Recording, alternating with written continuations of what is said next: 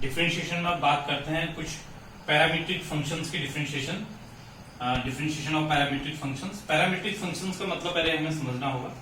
Suppose we have a function which containing two variables, you can say x and y, and x is a function of some t, y is also a function of t, some x is some ft and y is some phi t, and we want to find this dy by dx. अगर हमें dy by dx निकालना है तो in that case what we will do, first of all we will find dy by dt and then we will find dx by dt and we will divide those two. हम dy by dt निकालेंगे और dx by dt निकालेंगे और फिर उनको divide कर देंगे तो we will get dy by dx. तो पैरामीट्रिक फंक्शन का मतलब होता है जब भी आपको कोई वेरिएबल्स दिए हैं, कोई दो वेरिएबल्स, टू और मोर देन टू वेरिएबल्स दिए हैं और वो वेरिएबल्स किसी थर्ड वेरिएबल के फंक्शंस हैं, तो उस केस में अगर आपको उन दो वेरिएबल्स का एक के रिस्पेक्ट में दूसरे का डिफरेंशिएशन निकालना है तो आप पहले इंडिविजुअली उन वेरिएबल्स का डिफरेंशिएशन करिए उस पर्टिकुलर वेरिएबल के रिस्पेक्ट में और उसके बाद जो रूल है उसको अप्लाई कर दीजिए। यहाँ पे मैंने क्वेश्चन लिखे हैं, दो क्वेश्चंस लिखे हैं जिनको हम सॉल्व करेंगे कैसे हम dy by dx निकालते हैं। If x equal to a cos क्यूब t plus y equal to a sin cube t then find dy by dx। आपको dy by dx निकालना है। और दूसरा क्वेश्चन है if x equal to a theta plus sin theta and y equal to a 1 minus cos theta then find dy by dx। तो इस first वाले question में आप क्या करेंगे, first of all you will find dx upon dt।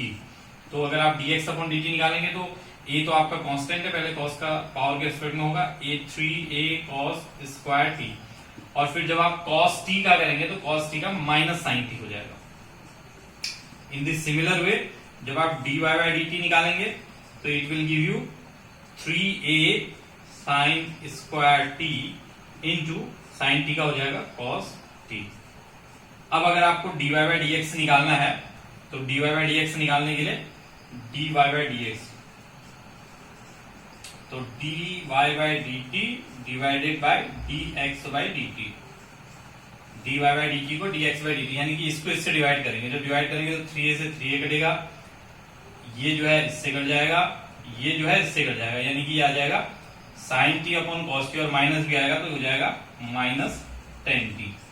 तो जो आपका आंसर आ जाएगा दैट इज माइनस 10t। तो this is the way how you will find dy by dx for this question. जो सेकंड वाला क्वेश्चन है उसको देख लेते हैं थोड़ा सा कि कैसे आप उसको सॉल्व करेंगे। सेकंड क्वेश्चन में आपसे पूछा गया है if x equal to x आपके पास है a theta plus sin theta and that y is a 1 minus cos theta.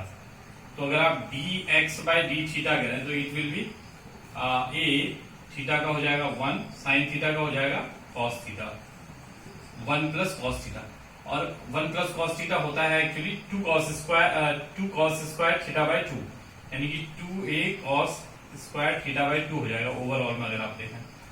अब इसका अगर डिफरेंशिएशन करेंगे dy by d थीटा तो it will B cos theta का माइनस sin थीटा होता है तो a sin थीटा और a sin थीटा होता है 2a sin थीटा होता है 2 sin theta by 2 cos theta by 2। तो अगर आपको dy by dx निकालना है तो dy by dx equal to dy by d theta divided by dx by d theta. अब dy by d थीटा आपके पास ये है 2a sin theta by 2 cos theta by 2 divided by 2a cos square theta by 2। तो 2a से 2a cancel, इससे cos theta by 2 cancel, sin theta by 2 upon cos theta by 2 it is tan theta by 2। तो इस तरीके से आपका dy by dx इस वाले क्वेश्चन के केस में भी मिल गया। तो पैरामीट्रिक फंक्शंस के केस में आपने यही ध्यान देना है कि जब आप पैरामीट्रिक फंक्शंस का डिफरेंशिएशन करते हैं तो आप x और y आपके पास दो फंक्शंस हैं, किसी तीसरे वेरिएबल के फंक्शंस हैं, तो उस केस में आप इंडिविजुअली पहले उनको डिफरेंशिएट कर लीजिए उस तीसरे वेरिएबल के रेस्पेक्ट में और उसके बाद dy by that third variable d theta dt whatever जो भी है उसको डिवाइड कर दीजिए dx by d थीटा या dt जो भी है, तो उससे आपका dy by dx निकल आएगा। तो इस तरीके से आप आसानी से पैरामीट्रिक फंक्शंस के डिफरेंशिएशन कर सकते हैं।